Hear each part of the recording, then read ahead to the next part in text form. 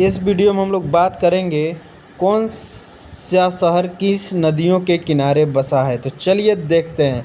इसमें जो उज्जैन है शिप्रा नदी के किनारे है, सूरत जो है ताप्ती नदी के किनारे है, कटक जो है महानदी के किनारे है, संबलपुर किसके किनारे है, महानदी के किनारे।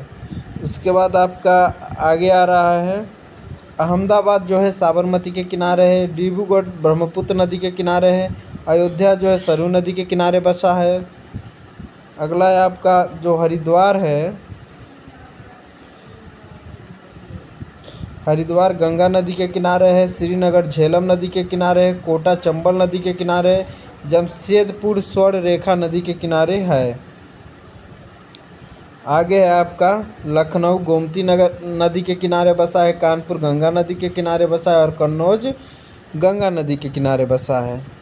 इसके बाद आपका कुछ क्वेश्चन और दिया है। इसमें अगर देखेंगे जो आपका बद्रीनाथ है वो अलकनंदा नदी के किनारे बसा है, जौनपुर गोमती नदी के किनारे बसा है, मथुरा यमुना नदी के किनारे बसा है और बरेली जो है आपका रामगंगा नदी के किनारे बसा है, हैदराबाद मूसी नदी के किनारे बसा है, आगरा आपका यमुना नदी के किनारे बसा है, कोलकाता हुगली नदी के किनारे बसा है, फिरोजपुर सतलज नदी के किनारे और विजयवाड़ा जो है कृष्णा नदी के किनारे। ये सारे बसे शहर है।